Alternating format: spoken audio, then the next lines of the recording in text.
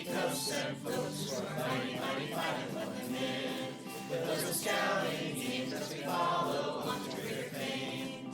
Nebraska, land of golden dreams, hiking trails of crystal mountain streams.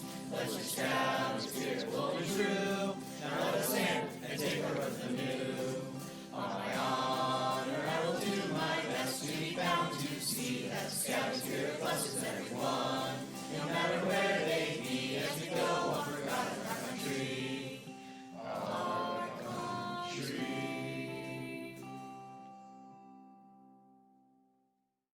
Good morning, Big Spring Spring Camp.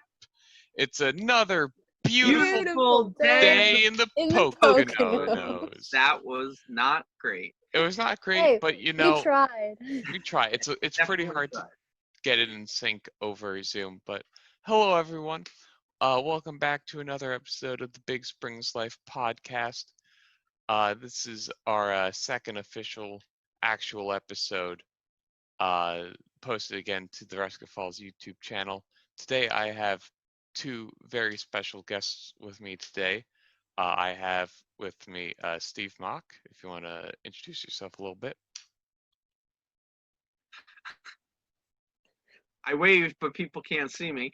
Yeah. But I'm Steve Mach. I'm the assistant camp director at Circus Falls. This is my 12th summer on camp staff. Started in 2009 in handicraft. Worked my way up, spent a couple summers as a commissioner, 3 summers as the program director, and I've been the assistant camp director since 2016, handling a lot of the behind-the-scenes operations of camp, logistical type stuff, orders, money, that sort of thing, and was a big part of putting together our virtual camp, which has brought to life this staff podcast. Yeah. Well, made it official and made it part of my responsibilities. He's also the staff chef for our staff parties, which we'll talk about another date. And then we also have with us Meghan Luke. Meghan, if you want to introduce yourself. Hi, I'm Meghan Luke. This summer I'm holding the role of a virtual merit badge counselor online. But as Steve had mentioned, he had worked at camp for 12 years. I've been there this is my 5th summer. I started out as a lake staff, and then I worked at sports for 2 years as the director. And then I was a commissioner last summer, and I worked a lot with the girl troops that were new to camp since it had just been introduced. This summer, I was hired to be the aquatics director, but I can't teach swimming online, so I'm teaching other badges online with the virtual camp program that Steve and them had all created together. We could have sent all the kids a kiddie pool. It would have been doable. But yeah. Of course it happened. Yeah. But so for today's topic, we're talking about theme. Theme of the program, everything that kind of goes along with that. So as a quick little teaser, Steve and Meghan, what are the favorite themes you've seen us do at camp? Your favorite things, just like what is it, and like not a whole lot because we're gonna do it later. But Hands down, pirates. Pirates are Absolute favorite is pirates. good old. I think my favorite was Jurassic Park. It was no legally distinct. Jurassic Falls. Legally distinct. Edit that out. Get bleep. But yeah, I'm personally partial towards when we did superheroes myself. Another good one. That's another good one. But yeah, so theming. So what exactly is theme in relating to summer camp? Steve and Meghan, you got anything? I think theme really takes it to the next level. You have your basic elements of program, your marriages, your different camp-wide activities and stuff. But having a theme that really ties everything together really takes your program to the next level. And I think the theme is one of the things that we do exceptionally well at Circus Falls in order to make sure that everything is tied together. And I think going off of that, when you have a theme, it kind of inspires new ideas. So when you have a theme like we had space, they started to add some things to the STEM center that could incorporate the space games, and they were getting all different ideas for cave painting last year at handicrafts, and that's not something they would have necessarily thought if a theme wasn't in place. Yeah. It definitely allows people to get excited about the build up to camp. You can theme some kind of promotion around the theme. You can, like Megan said, have little different tweaks in your program activities to kind of make the theme an integral part of the program. It's something that people can really enjoy. Yeah. There's definitely, you can definitely see the excitement difference when there's a camper who, like, say it was Jurassic Falls, if they're really into dinosaurs, like, it knocks it out of the park for them. And yeah, it does certainly help with activities. With Jurassic Falls, we had a lot of interesting stuff like that. I ran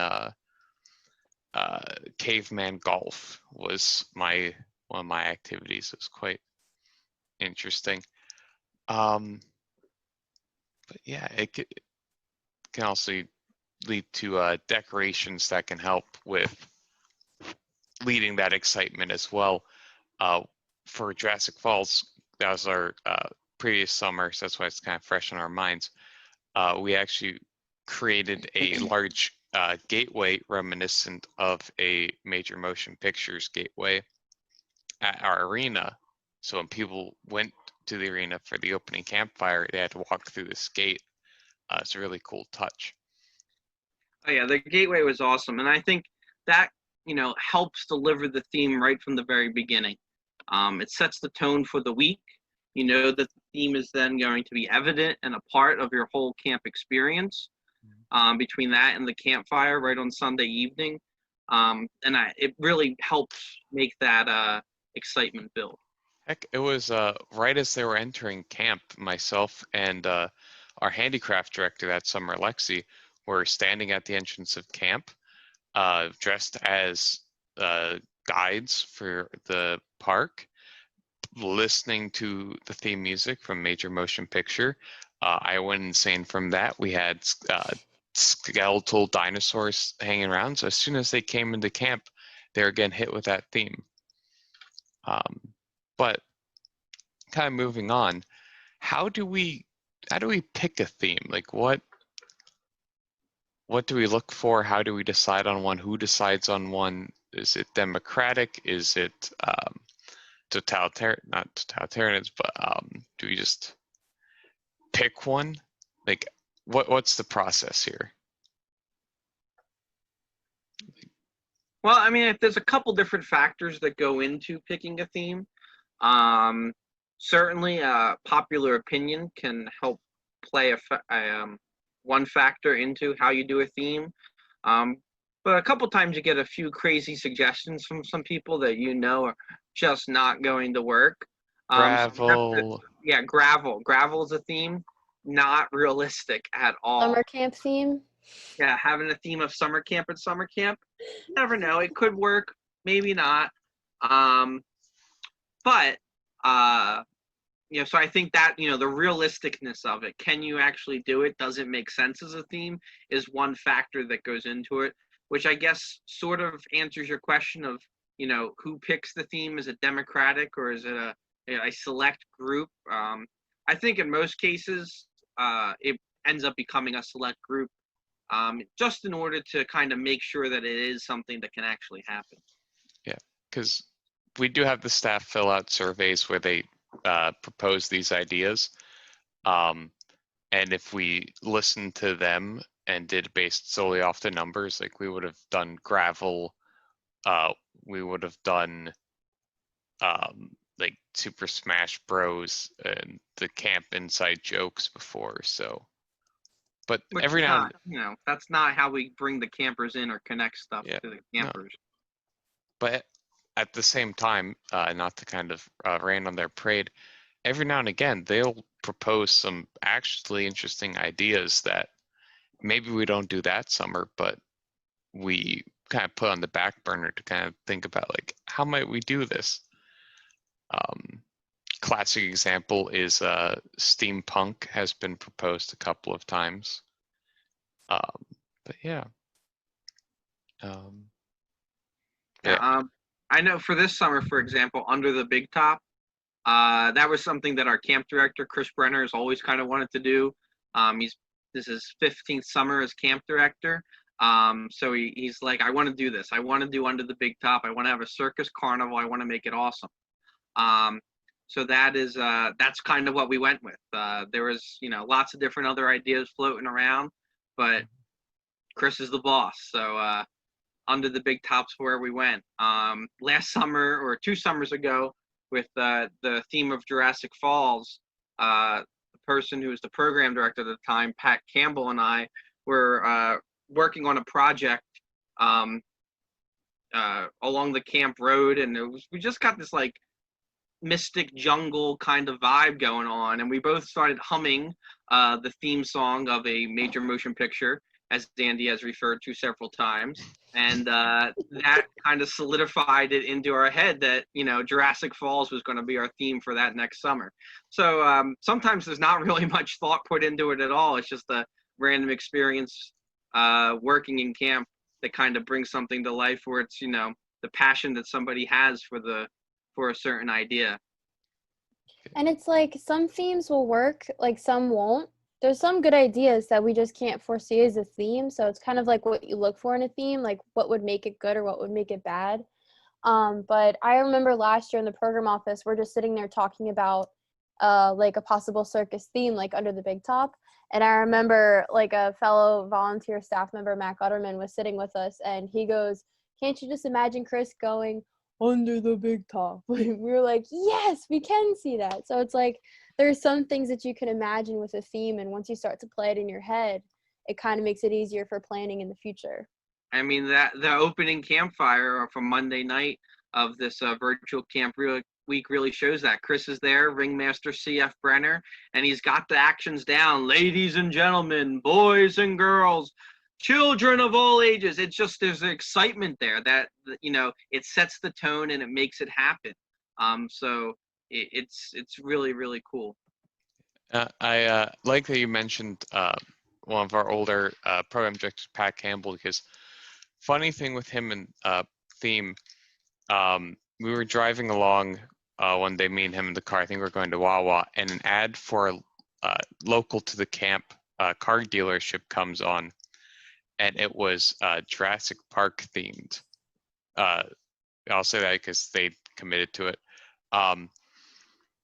And he presented his theory that this dealership impacts the theme of Resica, because that summer it was the dinosaur, as like Jurassic deals. The summer before, when we were doing space, the dealership had deals that were out of this world, and then before it's like a tropical. Pat has had some crazy theories over the years. I think anyone on camp staff would be familiar with some of Pat's theories. But I think it may be more of a happy coincidence that Pat and this announcement line up with our theme choice. I think he just heard the ads and was like, "That's a good idea," and then ran with it. That's my theory. But anyway, so we've picked a theme. We've run through the massive mound of suggestions, and we found the diamond in the rough, and we've picked our theme. So now what? Now we gotta figure out what to do with it, how to actually make it into a program. So what's kind of our process for this? Well, interestingly enough, you kind of just throw stuff at a wall and see what sticks. I think is the best way to kind of go about picking a theme and developing out a theme. Some stuff that works for some themes might not work for other themes. If you're doing something like a Wild West theme, cowboys, water carnival might not be the best kind of element to have into your camp-wide program. But if you're doing something like Ocean Island Adventure or something like that, Warner Carnival would be a great element to have. So you kind of got to look and see. You don't necessarily want to redo the same things over and over again. You want to keep things fresh for the campers, keep them keep them engaged, keep that excitement happening. You also want to keep it exciting for the staff too. If you do the same old thing over and over again and just put a space theme brand on it or a superhero theme brand on it, it gets kind of stale for all people. So you want to kind of keep things fresh.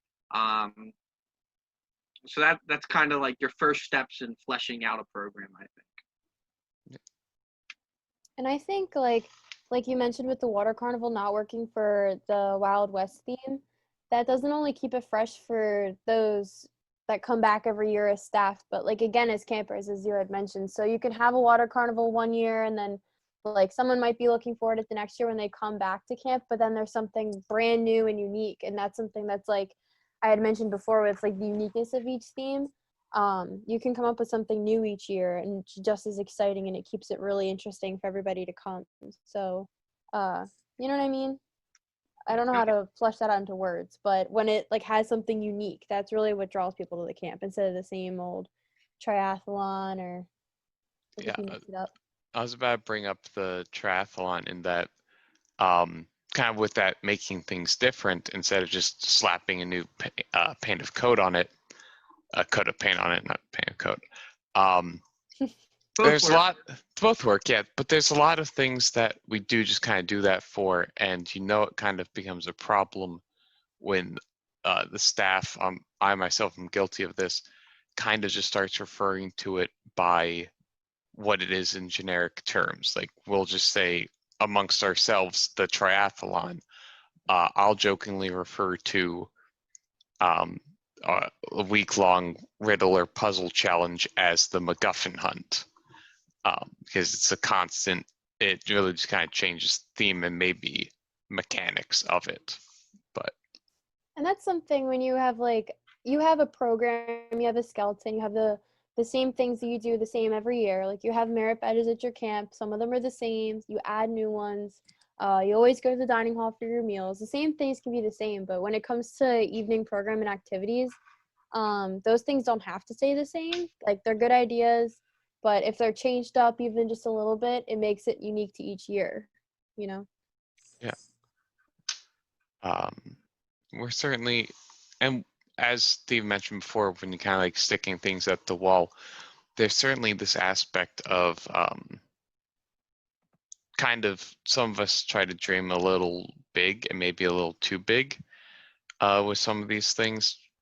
Like for our Monday night games, had we been at camp this summer, our camp-wide games would have been massively different. Steve, since this was kind of your creation, your design, would you like to talk about what those would look like this year? Yeah, it kind of draws upon some things that we've done in some past summers.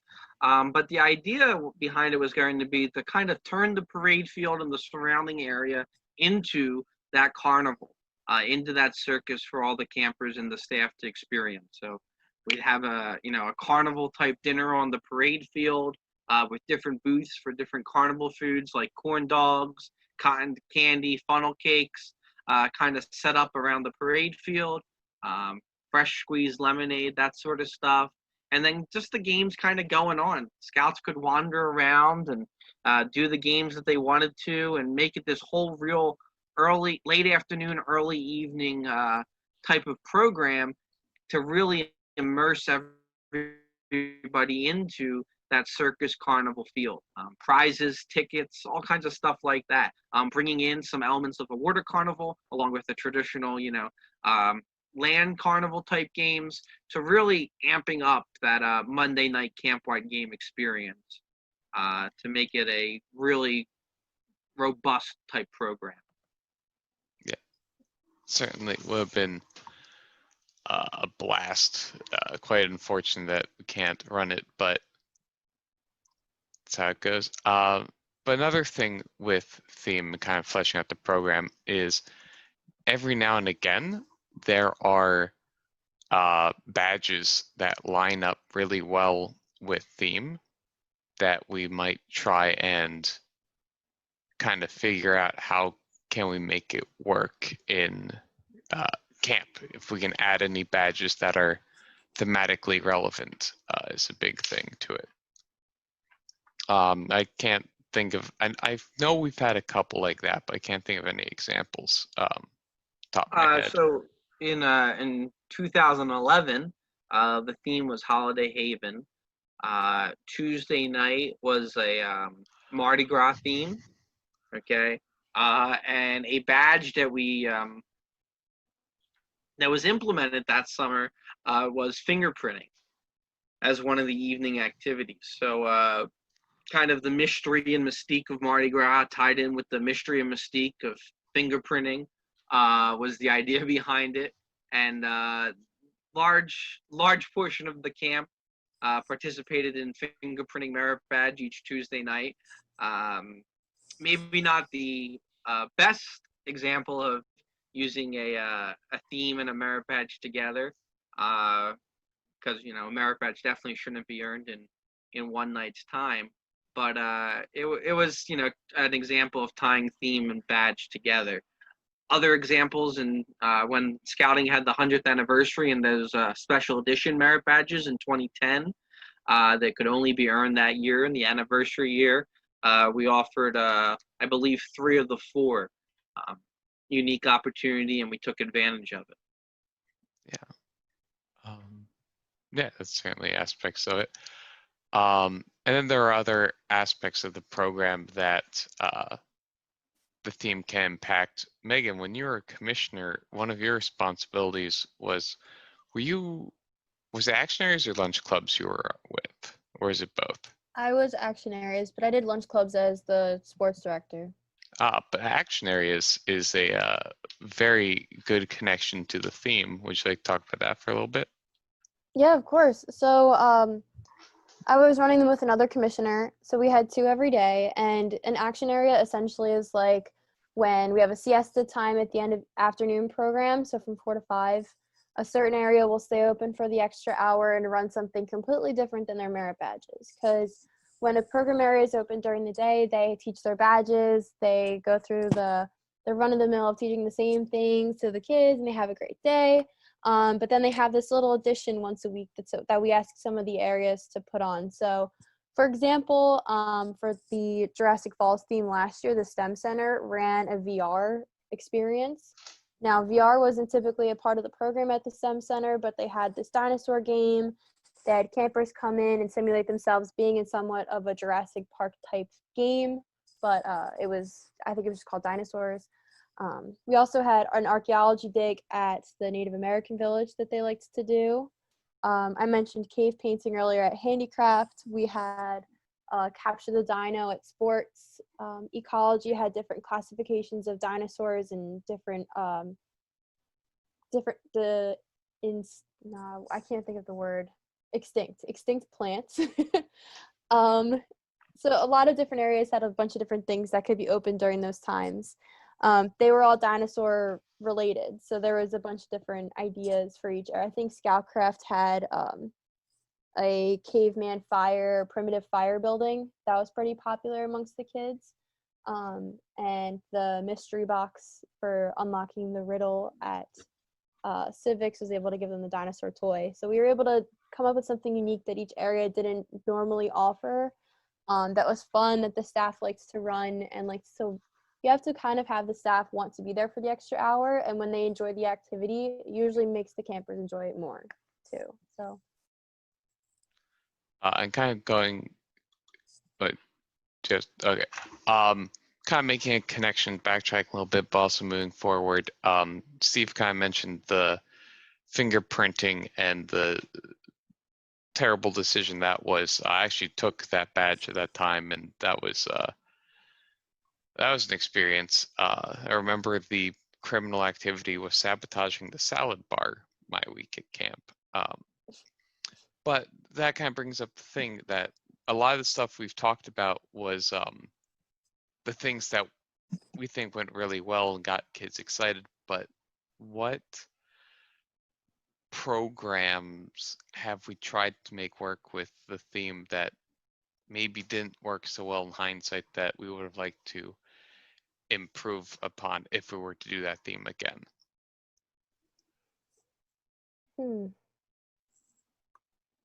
I can start on this one. So as mentioned prior, one of the things we do a lot is this thing I refer to as the MacGuffin hunt, which is when we do our opening campfire, there's usually this themed run-on skit that kind of strings it along and makes a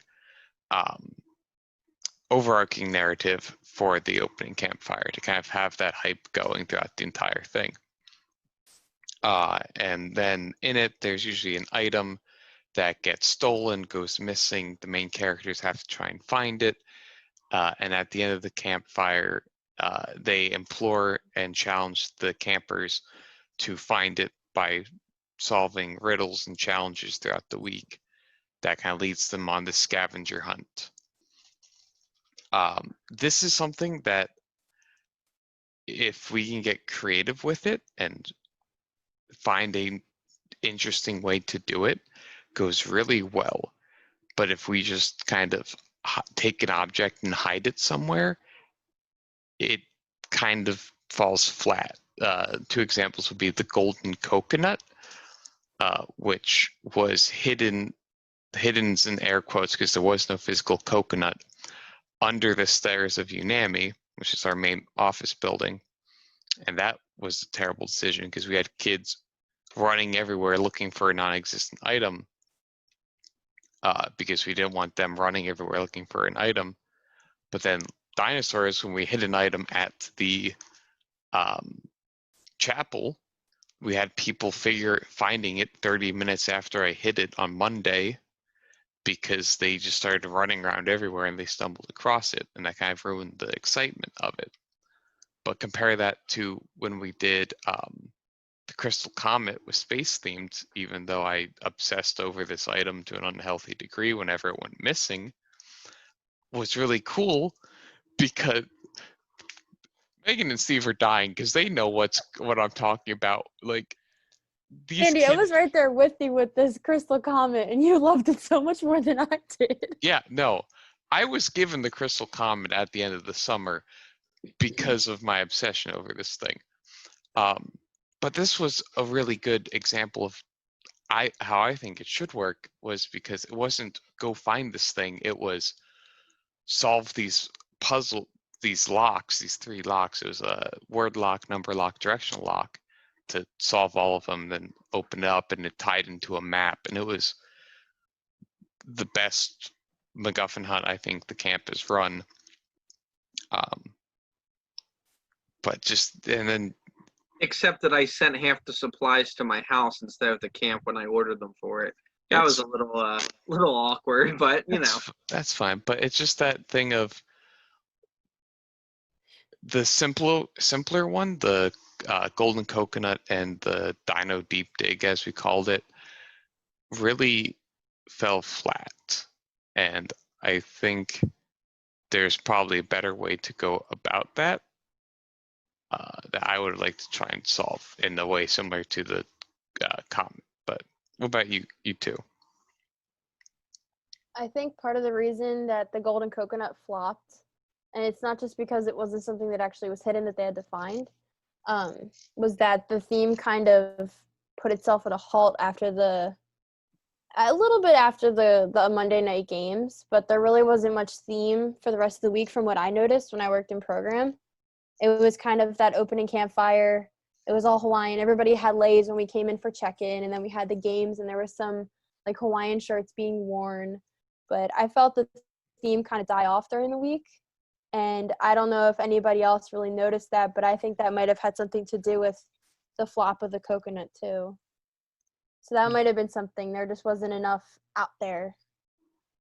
Yeah, Megan brought up a point of, some Hawaiian shirts and stuff. A big thing I feel that helps sell a theme is costumes.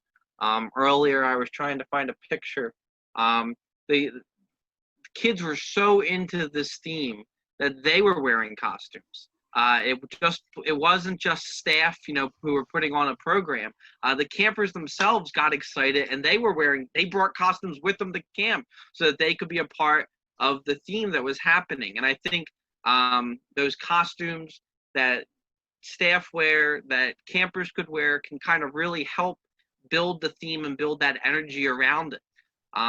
Everyone should have had a Hawaiian shirt on during the Camp Ride Games. It's a luau. It's a party. Let's have some fun, right? Ocean Island Adventure. Let's get in the pool. All right. Let's have some fun with that. So, the idea of that costume though, really plays into it, and they can kind of, cowboy hats. You're doing a Wild West theme, easy. Eye patches, pirates. Okay. Just little stuff like that can kind of help deliver the theme into all those different parts of the program that happens all week. Just, extending it beyond those camp-wide games make it all the more important. Yeah, I'll see if I can in post editing, I'll have some photos go over top of some costumes around camp. But certainly putting together a cool costume definitely brings up the excitement. Like for superheroes, as mentioned before, my personal favorite we've done so far. My first costume was a paired costume with a friend of with another staff member.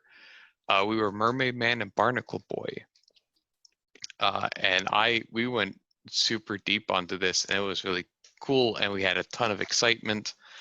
And then halfway through the summer, I was walking through Walmart, and in the clearance aisle for $15 was this large flexible flyer sled made of steel that I picked up, and I was like, oh yeah, I know what I'm doing. And I made a Captain America costume, and that got kids so hyped with it. Nice. Because but then at this other end of the spectrum, you get staff who show up to camp with a costume consisting of a t-shirt with like NASA or like the major motion picture logo on it, and it's just like you just phoned it in. Happens every year.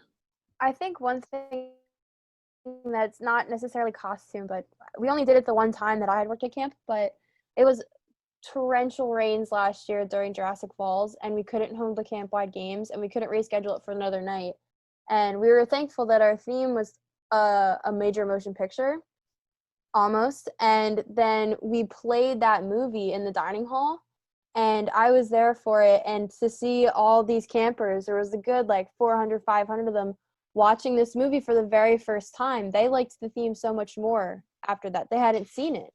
And so they were super into it that week. I remember it was week 4 or 5. They were super into the theme after seeing it and understanding all the things of the gateway. It probably was just a cool gateway, but now it's the gateway in the movie. Oh, I saw that. It's so cool. I don't know. That's not costumes, but that was something that I thought was really a good way to deliver the theme. It can't really be done every year, but it was a good way to get dinosaurs through. Yeah, that's certainly true. It's kind of like moving on. We've talked a lot about examples of past themes we've done and like highlights from those programming. But are there any themes or activities that we haven't talked about yet that you really want to mention? So pirates being my favorite theme that we've done. In 2007 and 2013, the two most recent years that we've done pirates as a theme at Resica Falls. The big kind of activity with it all was Pirate Day.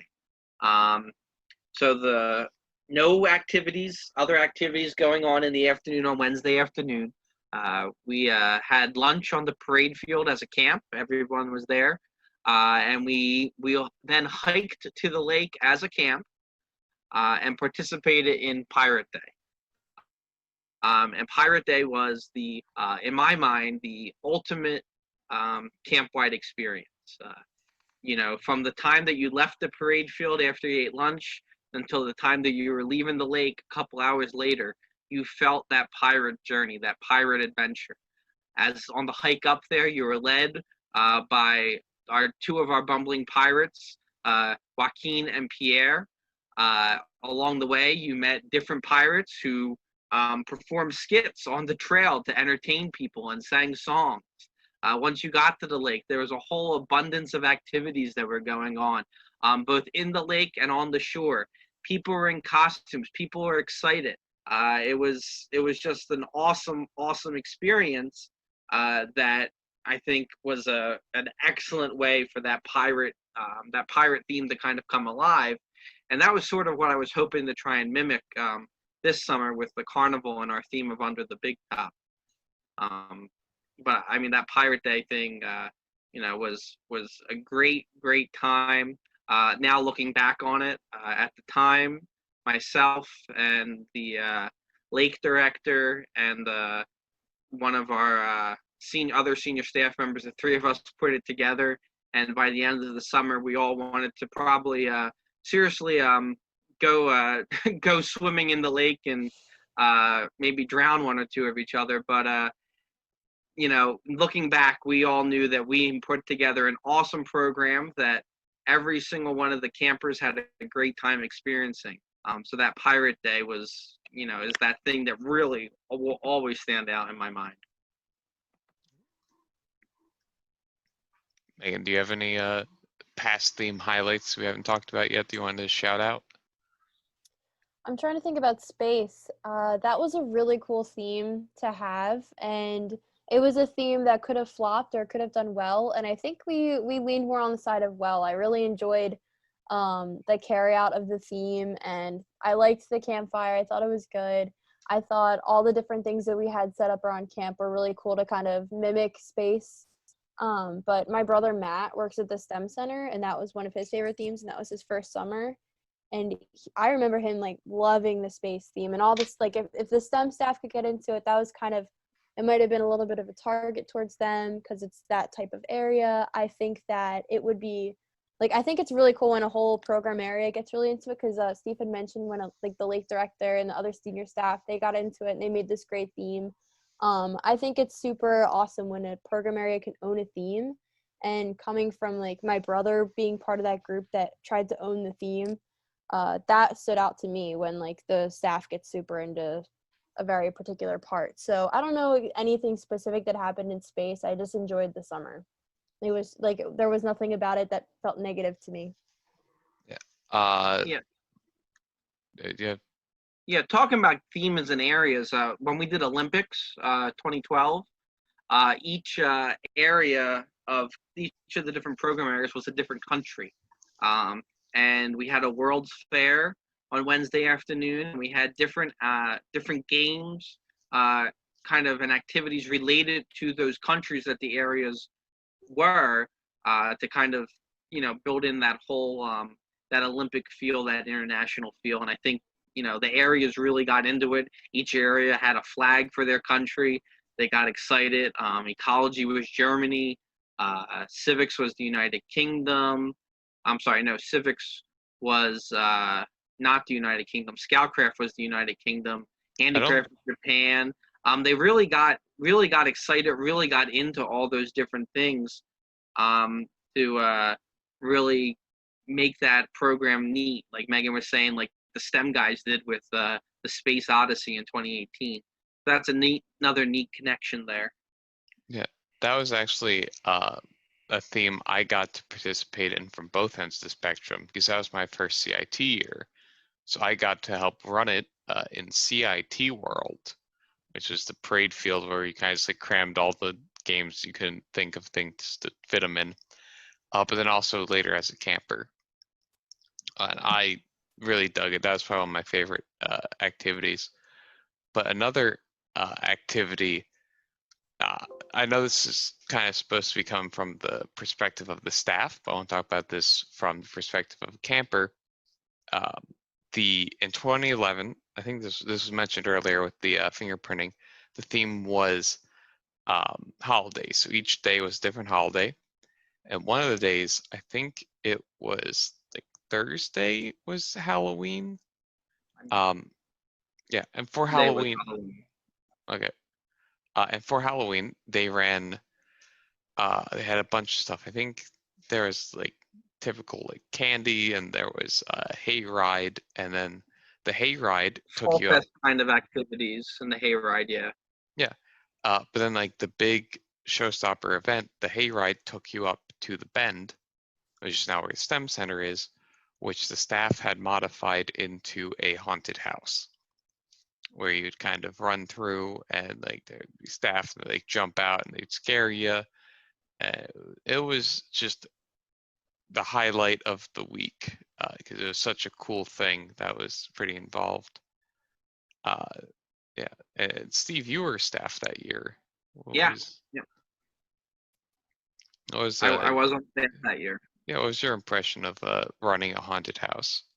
So the haunted house, I think the Halloween aspect of the Holiday Haven thing was really cool. The haunted house is probably one of the strongest programs we've ever put on, from the the fall fest activities, the fall things, to the hayride, to leading to the haunted house. It all kind of built upon each other.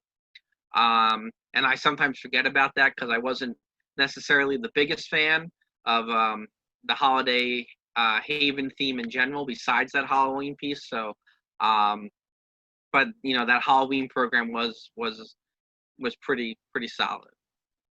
I think cool thing to mention about holidays in camp is, like, even though that was the theme one year, everybody could have kind of owned a day and a holiday. We usually have like a Christmas in July party as the staff. And I think it's interesting how, like, we can have a whole theme for like the whole summer, and then we can turn it on for a holiday. And that's just because we are a family, like, as a staff. And when we all can get into something like that, like Christmas in July, we can own it. So even staff members who are CITs for the very first time get just as excited for Christmas in July as people who have worked at camp for years and have had the same Christmas in July party. And when it comes to a theme, if the whole staff can get just as excited for that theme, they'll always be just as excited. So that's what comes with like Resica picking a good theme, is when like the staff can be there. We're all like first year, fifth year, 10th year. Everybody's just as excited for it. And that's what really sells it. And if the idea of what is Christmas in July is something that really piques your fancy, don't worry, because we'll be having an episode where we get to talk all about staff parties. That'll be a fun one. But yeah, so kind of moving on to our. I wanted to share another cool thing from Olympics, if I could, actually. Oh yeah, go for it. So before to start the opening campfire on Sunday night, there was a group of staff members that they went and they filmed a torch video, a torch running, just like the Olympic torch kind of travels throughout the country and everything before it becomes into the Olympic Stadium to kind of start the Olympics and the eternal flame gets lit. Our staff went and filmed a similar video. They started out in Philadelphia and went around some key Philadelphia landmarks.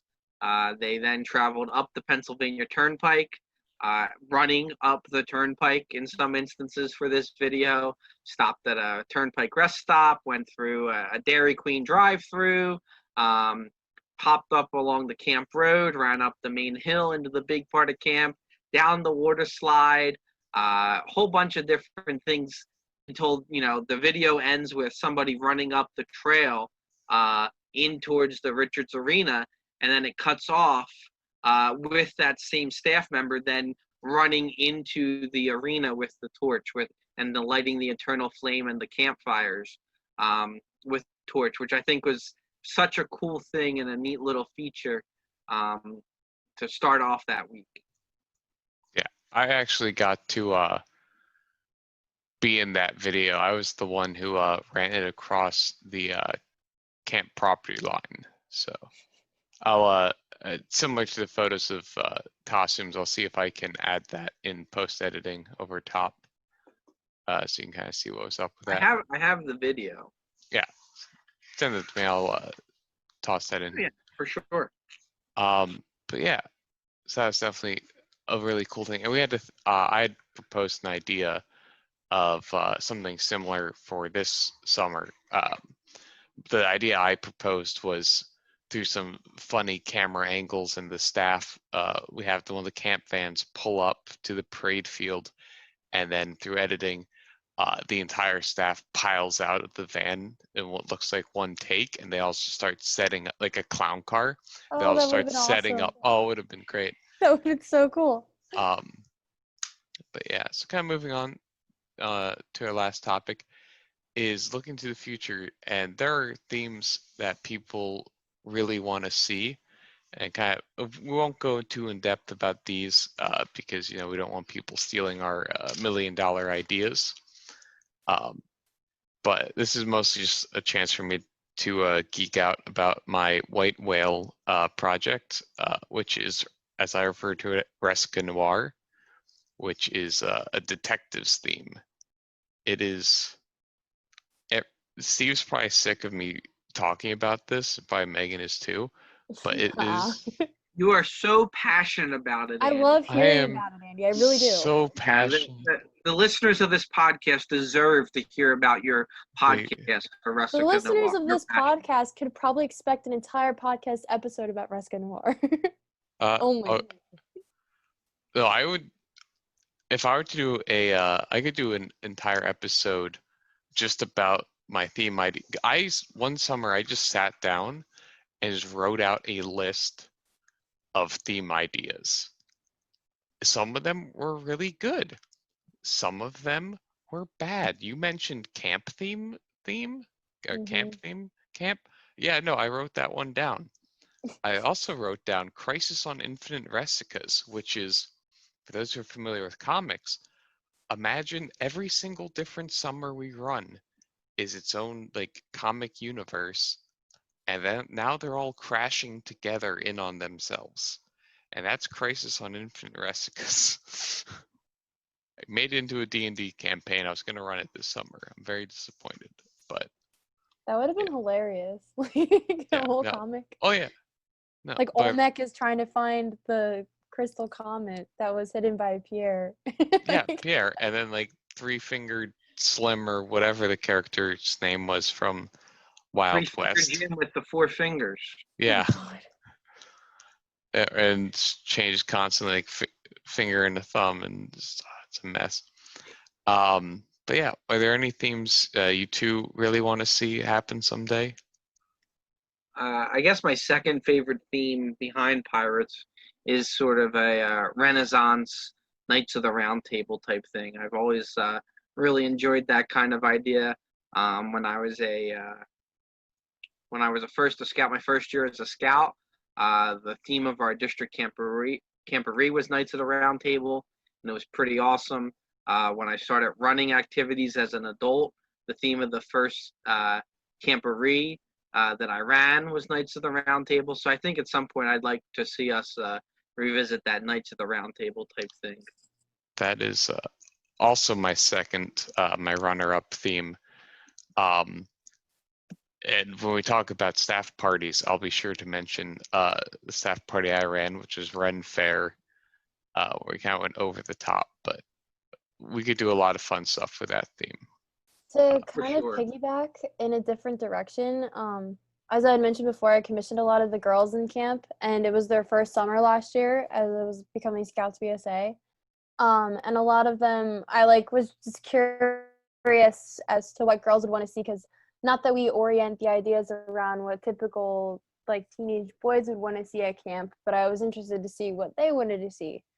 And one popular idea was fairy tale theme, and they think that would be really cool. And honestly, as a staff member, I could see it executed, but I think if we tie that in with the Renaissance and kind of make that like a fantasy type boy and girl theme, it would be really interesting for a lot of kids. They can all get into something similar if we make sure it meets both parties of it. They both kind of had some ideas. Yeah, it's actually kind of neat.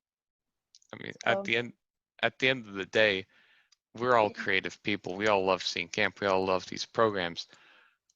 The world is our oyster. We could make railroading the theme. Shut make trains. That's nope. I dare say, if I believe we could probably even make Raffle an interesting theme. I'm not gonna push for it, but like I think No, I don't. I think we got close last year with Caveman. Yeah, fair. there was rocks involved there. Yeah. But yeah, so any kind of closing comments, general things you want to say for the good of the podcast, good of the summer before we wrap this out? If you're a podcast listener and you haven't signed up for virtual camp, do that. What are you doing? Like we still have time left. It's you need to sign up. What was it? 2 weeks before your the first week of badges you'd be doing? Yeah, so there's about 3 weeks actually, 2 or 3 weeks left to sign up for the virtual camp. Because you have to sign up a little in advance to make sure you get all your supplies and everything's settled and everything like that. So there's still time. There's still spots for virtual camp. Numbers keep going up. We're recording this during the first week of the program, and it seems like everything's going well, which is pretty exciting for putting on a kind of a brand new program, and kind of reinventing ourselves with this whole coronavirus crisis going on to make sure that the scouts that are attending Resica Falls virtually have a good, strong summer camp program. Yeah. And even going off of that, being in the midst of a pandemic, it's already a historical time, but think about the history of the Boy Scouts. This is a historical summer for even just Resica Falls. For like the first time, we're not opening the camp, and we're still opening it online, and we're opening it to 13 states right now, which is insane because we usually see some of the same states on the East Coast, but now we're reaching even farther and we're getting our name out there. So if you haven't signed up, be a part of the history. The staff is working really, really hard on putting on a great program, and I'm pretty sure it's turning out amazing. Yeah, and even if you can't participate in virtual camp this summer, perhaps even still check out the website and see what we offer for in-person stuff. Because hopefully, when 2021 rolls around, we'll be able to meet in person for camp, and maybe the stuff we offer tickles your fancy and you want to maybe change it up. Come with Provo, come with your troop. We always have room for more. Andy, I want to thank you for kind of putting this whole podcast thing together, to adding another element to our virtual camp, but I think it's something that we can certainly continue beyond this summer, with different episode things. I think it's a really great thing to kind of talk about the different things that we as a staff do to kind of make the campers experience all the more better. And so I think it's great that you've taken this on, and served as an excellent host. And I think if you ever decide to take podcasting outside of Resica Falls, that you could probably pull it off. Yeah, I appreciate that. It's a lot easier to get people involved to be guests and do it when I don't have to do it in my free time, when it's part of my job responsibilities. But even that, you've found really passionate topics, and you have different guests coming for each episode that can really enjoy talking about what they like to talk about. And if we're being honest, we all sit in the program office, we all talk about these things anyway. So why not let the world hear it? We have some great ideas, and we can get feedback through this way as well too. And I think this is a great way to kind of put the staff out there and really get our ideas kind of fleshed out through a really cool means through the podcast. Yeah, certainly. And kind of like looking at future episodes, things we're going to be talking about, like how we got here, like ourselves in the camp, what it's like to be on staff. We already talked about an average day. Going to talk about like the off season, what happens there. I might even do in the off season a Christmas special. Ooh, that'll be a fun one. We all meet up at a council office. But yeah. But that concludes this episode of the Big Springs Life podcast. If you liked the episode, like, comment, subscribe, help the YouTube channel grow and get more notoriety. And yeah, we'll see you next time. stay safe. Bye. 2, 3. Oh, I don't want no more of Big Springs life. Hey, G-Mom, I wanna go, but they won't let me go. G-Mom, I wanna go home. Oh, the eco stuff like Big Springs, they say we're pretty flat, but we can't find a single tree that we can identify. Oh, I don't want no more of Big Springs life. Hey, G-Mom, I wanna go, but they won't let me go. G-Mom, I wanna go home. Well, it's not enough big swings. We're easy to admire. The kids that know the knots, they're setting the floors on fire. Oh, I don't want no more of Big Springs life. Hey, G-Mom, I wanna go, but they won't let me go. G-Mom, I wanna go home. Well, the ocean is big swings. It's intriguing. Yeah, keep the flag swinging so my head stuck in my shoes. Oh, I don't want any more of Big Springs life. Hey, G-Mom, I wanna go, but they won't let me go. G-Mom, I wanna